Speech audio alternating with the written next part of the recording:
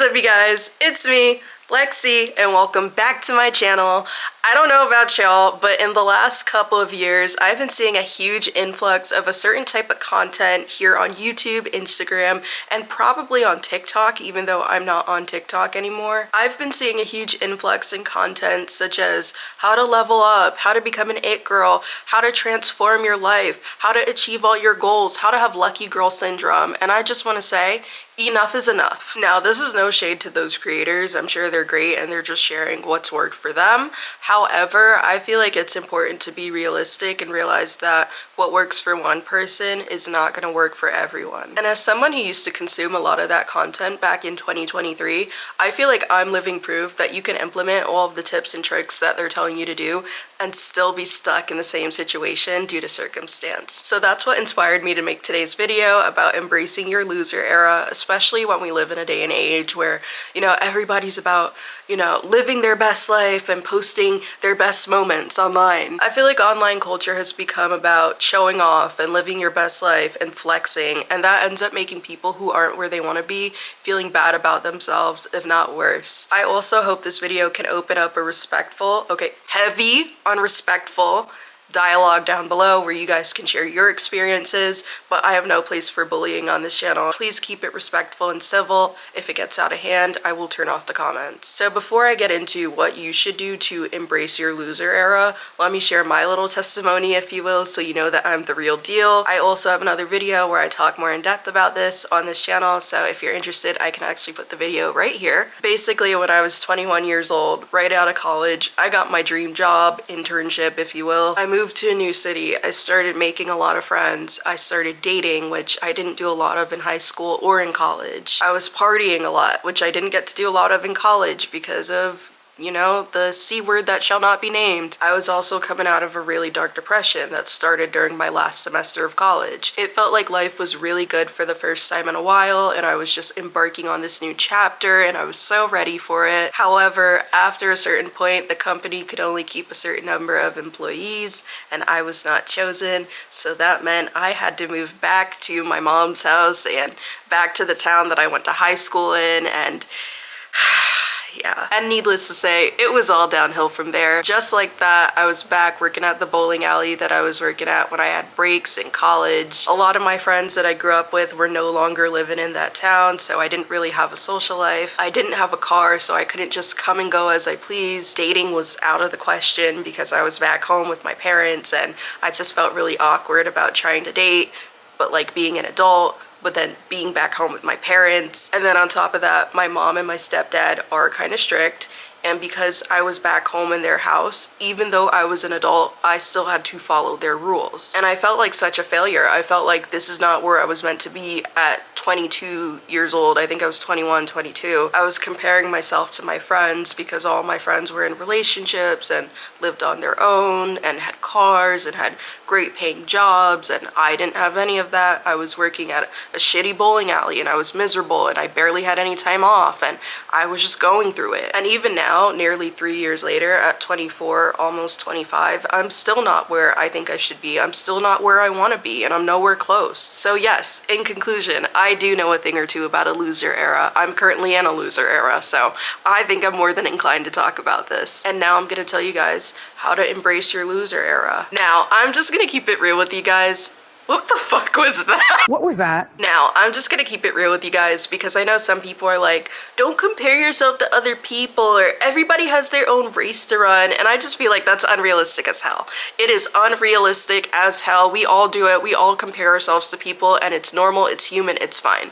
But what isn't fine is dwelling on it. What isn't fine is sitting around and feeling sorry for yourself 24/7. You can do that every once in a while because let's face it, we all need a good crying sesh, but to do that every day is what we're not gonna do. As shitty as this time may be in your life, I want you to be grateful for it, because if it wasn't for the shitty times, you wouldn't be able to be appreciative of the good times. So this time right now where things just seem so fucking terrible, they're gonna make you really appreciate the good moments in your life when they come along. How can you truly appreciate a win if you've never lost? Let that marinate. How can you truly appreciate a win if you've never lost? You can't truly appreciate a win if you've never lost, because then you're just gonna take it for granted. Think about it in terms of saving up for an expensive car.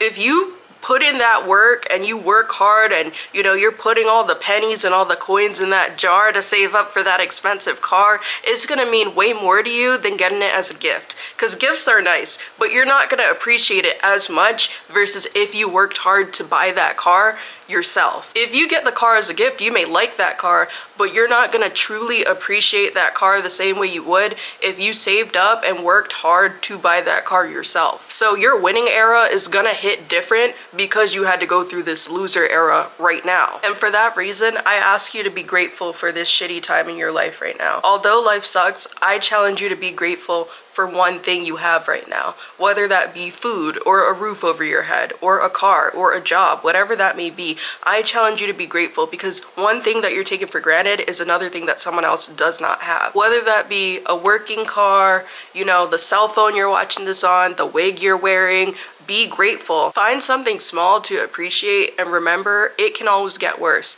So even though things are pretty bad right now, it can always get 10 times worse. For me, it's my car. I talked about this a couple videos ago, but I bought a car last year, and even though life is shitty right now, my life would be 10 times more shitty without a car. Because it was. Lyft and Uber, they were draining my fucking bank account. So I'm glad I have reliable transportation. Even though my life, there are a lot of things that I wish I could change, I'm grateful for reliable transportation because a lot of people don't even have that. The point I'm trying to make is find one thing in life right now that you're grateful for, and remember that life could always be worse without it. The second thing to do to embrace your loser era is take comfort in the fact that one day you're gonna look back and feel very nostalgic about this time in your life, no matter how shitty it is. You're gonna look back and be like, damn, that era needed to happen, or damn, that era sucked, but at least I still had XYZ. Think about it. How many times have you thought back to an era that sucked in your life, but you're like, well, damn, at least I still had my grandma, or damn, I still had my childhood dog. That's what I mean when I say that something about this era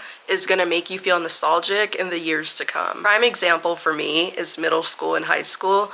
I hated middle school and high school. I got bullied from like 8th grade to 11th grade. I had really bad anxiety. I hated doing homework. But despite all of that, I can't help but look back at that time and feel so nostalgic, because that was a period of innocence. It was so carefree. I didn't have too many real responsibilities at that time. I wasn't in debt. I didn't have bills to pay. I had a job, but it wasn't my livelihood. And on top of that, I still had the ability to dream. How many times do you look back at like what you wanted to do in high school, and now you're like, well, damn, like I was such a dreamer back then, and now it's kind of like, that's a little unrealistic. Back then, no one could tell you anything. You're like, yeah, I'm gonna grow up and I'm gonna do this. I remember being 16 or 17 telling people, yeah, I'm gonna be a famous musician, and they'd be like, wow, that's super cool. And now at 24, if I'm like, I'm gonna be a famous musician, people look at me like, get a job. So I say this all to say, I know that I look back at my middle school and my high school years very fondly, even though they seemed so shitty at the time, and I couldn't wait to get out of my small town.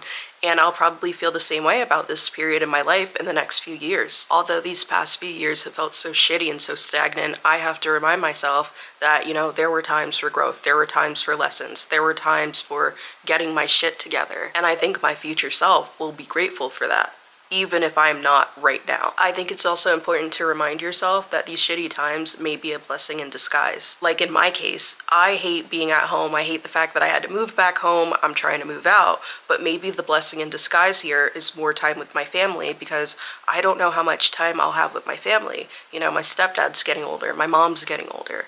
So maybe the blessing in disguise here is just having more time with them. And maybe this shitty period in your life is a blessing in disguise for you too, and you don't even realize it. For example, let's say you're unemployed and you've been putting in application after application, you've been getting ghosted or getting rejected, can't even get an interview.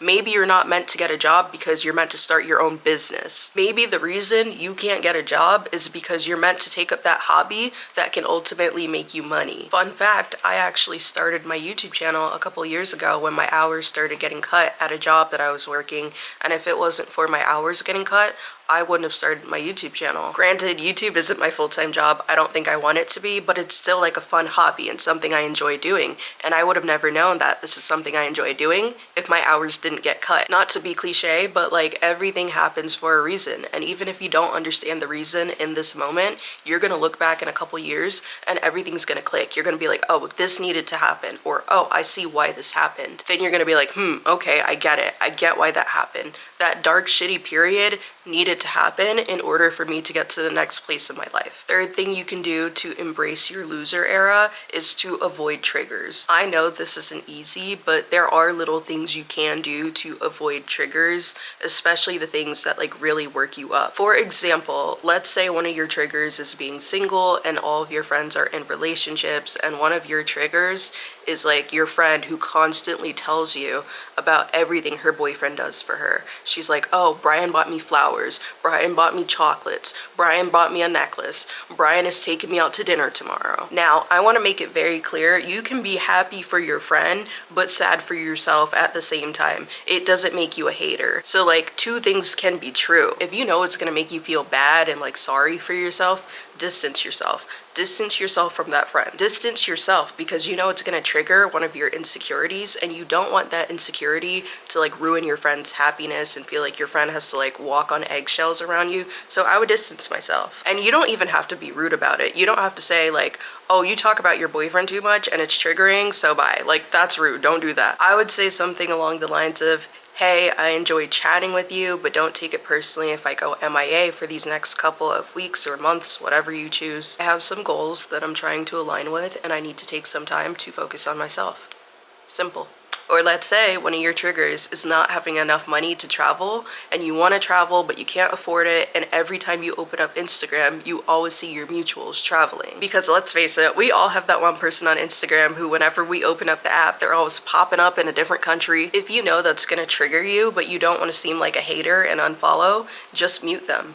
Baby, out of sight, out of mind. I'm not gonna lie, I mute a lot of people on Instagram because I feel like unfollowing is like really, really shady, but at the same time, like sometimes you just don't want to see certain stuff. Like you're just not in the mood to see it. So there's nothing wrong with muting people. And I'm telling you guys, muting goes a long way, especially in the summertime when you really start to get FOMO because, you know, everybody's outside. Like everyone's going on trips, everyone's getting engaged, everybody's moving, everyone knows someone with a boat except for me. Like it's a lot. I think now is also the appropriate time for me to tell you guys, don't believe everything you see on social media. Everybody's lying, or they're only showing the good parts of their lives. I know it seems like, damn, everyone's doing so well except for me. Like this person's doing this person's doing that, but I'm here to tell you, there is always more to the story. One example I always like to use is I used to have a good friend of mine and she was in a really, really toxic relationship. Okay, like her and her boyfriend would always fight. They would even go weeks without talking to each other sometimes. Anyways, there was one time they were mid-fight and she posted a picture of the two of them like kissing in a pumpkin patch. So I texted her and I was like, hey, you guys are good now? And she was like, oh no, we're still fighting, but I just wanted to post the picture because I thought it was cute. And then everybody in the comments was like, oh my god, you guys are so cute. Oh my god, goals. Not knowing that these two were not even speaking. So that's why I say, don't believe everything you see on social media. Matter of fact, I always say, believe everyone's a liar until proven otherwise. But going back to avoiding triggers, I know it's unrealistic to avoid every single thing that triggers you, but it is realistic to avoid what you can't control. At the very least, try to block out what you can block out that's within your control. You don't want to be going through it and feel 10 times worse because you're comparing yourself to this person who's like allegedly on a beach in Aruba, okay? Mute them and move on. And the last thing to do to embrace your loser era is just own it, okay? Own it. I'm not saying scream it from the rooftops, but own it. A few days ago, I ran into an old friend from high school and he was like, hey, like, how have you been? And I was like, honestly, I'm not doing that good. And you know, that's so real because a lot of people, if they ran into someone they hadn't seen in years, they would have been like, oh, I'm doing great and I'm doing XYZ and blah, blah, blah, blah, blah. But I was like, I'm not doing so well. I don't like the saying, fake it till you make it, because People can usually tell when you're faking it. They can tell when you're being inauthentic. However, I think there is something so powerful about someone who has like a so what mindset. They're like, yeah, my life sucks, so what? Because it's like you can't do anything to bring them down. You can't shame them. You can't make them feel bad about it. And that's what I mean by own it. Own it to the point where no one can make you feel bad. And if someone does try to make you feel bad, flip it around on them. Make them look stupid. Like, let's say someone tries to make fun of you for still living at home with your parents. I'd be like, okay, so what? I'm saving money. What are you doing? Paying $2,000 in rent? That's not a flex. Like, you know, I'd flip it around on them. I'd make them feel so fucking stupid. One thing about me, I will so what a bitch to death. I'll be like, so what?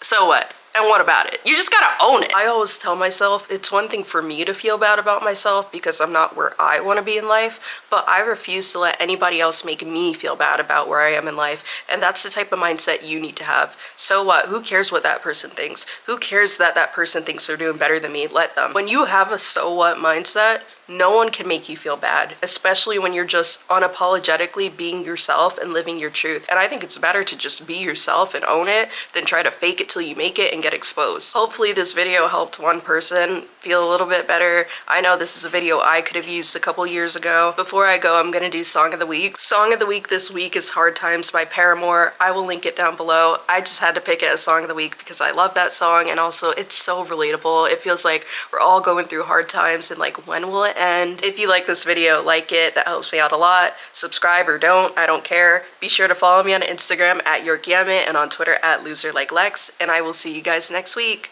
Bye.